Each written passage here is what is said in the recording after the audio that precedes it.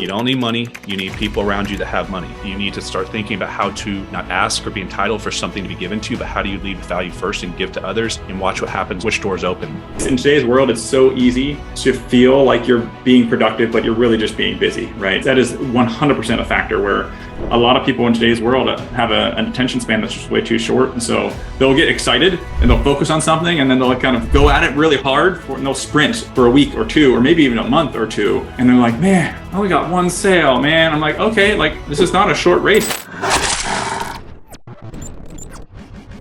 Wealthy people, they're not worried about money. They're worried about time and stress and emotion. And so people that are newer in the business are always worried about money. So when you know these two things, you know how people make decisions. So like if you're going to try to go get a mentor, like you're never going to go up to someone like, Matt, or be like, hey, let me get into your life because we can make some money together. Well, maybe, depending on what the deal is. But if you're going to say, hey, let me take a bunch of time and stress off your plate, you're going to start to get in close with Matt. So like when I started my career, I went to some of these local REI clubs, some of my original mentors. And that's what I did. I said, I'm going to work for you for free. And I worked their front desks. I helped people check into the REI clubs. And this is where I made a lot of relationships where these mentors of mine connected me to people locally. And it was working for free that led me to making millions of dollars. So I want you guys to start thinking a little bit differently. You don't need money. You need people around you that have money. You need to start thinking about how to not ask or be entitled for something to be given to you, but how do you lead with value first and give to others and watch what happens, which doors open. But maybe give your take on like where you think a lot of people get stuck throughout the week and year on scaling, a lot of their bottlenecks. What's kind of your take on that? Is you think it's more just like they're not serious and they think they don't have a lot of time, or do you think a lot of people are really having time management issues, or is it kind of like an illusion in their mind where they're not really working, they're at the desk kind of moving things around, in its efficiency or productivity type of thing, not that they're putting the time into it, they're with their time, but is it a productivity issue? That latter point is 100% a factor. In today's world, it's so easy to feel like you're being productive, but you're really just being busy, right? That is 100% a factor where,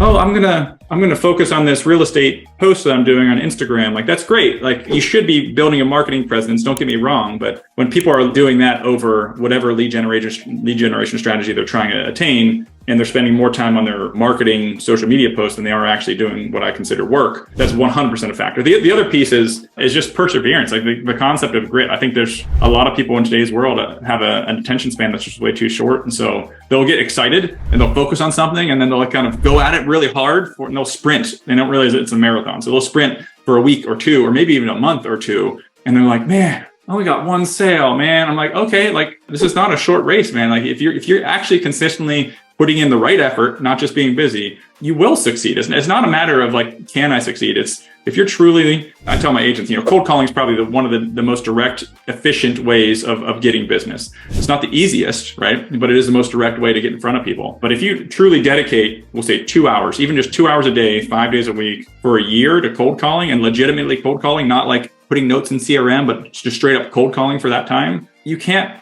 fail. Like, honestly, you can't, unless you're just, I don't know how you could fail if you truly put in that work. So like from our side, now that we've been successful, we understand that. But from the other side, it's like, what makes, it's still this risk. But what he's saying is there's no competition out there. And that's what I didn't realize either. It's like, you think there's this big monster and all these dragons, these monsters in the industry that you're going up to compete against, that they're going to crush you. It's just not. As you start to get out there and see who's actually working and who, like, for example, I go to the gym on Saturday one time and I did a video. Nobody was at the gym and I was basically saying, all you guys have to do is show up to win today. Everybody is so distracted with short form content. They got their families and everything. If you can just focus, show up every day over a long period of time, 2 to 3, 4, 5 years, I don't see how you cannot be successful. And I think one of those stats out there that I hate hearing, which is 95% of business owners fail and only 5% succeed, I think it's just a lie. I think it's saying we're averaging in all the people that's tried something for a day or a week or a month and quit. If you took those people out and averaged the people that gave it their all, put their heart into it, put all their money, put all their time, put their full intent into it, I think you're going to see well over half people, if not most all people, pull off a successful business. And it may be an argument that 100% of people that literally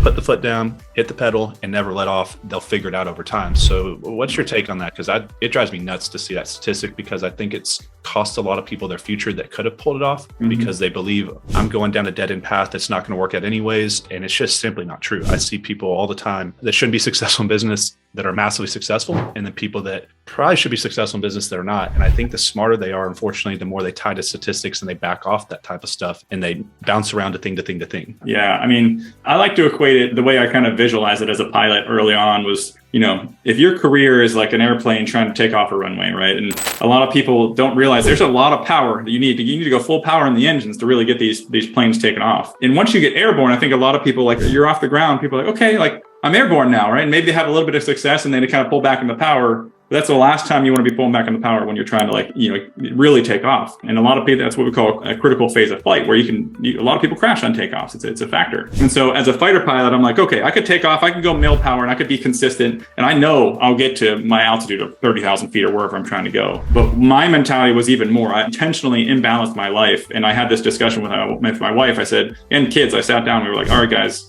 I'm going to try to jump into this real estate thing, feet first, because as the Air Force was kicking me out, I was offered a job for almost $200,000 a year, a secure job, working in a vault as a retired person, right? And I was like, dude, this sounds terrible. I want to poke my eyes out just thinking about it. I was like, I want to try to take a risk on myself here. And so I told my wife, I was like, hey guys, for the next 2 to 3 years, like I'm going to do as much as I can to get us set up for success in the long run. And they were behind me for it, so they knew I was going to be working even more once I got out of the military. And so rather than me just going full power and slowly getting off to that 30,000 foot, cruise altitude that I can finally pull back on the throttles, I said, I'm going to light this thing in max afterburner, man. I'm going to freaking max afterburner. I'm going to do an unrestricted climb as high as I can, as quick as I can to get to that altitude. And then I'll level off and enjoy the ride. And so that was kind of my mentality there.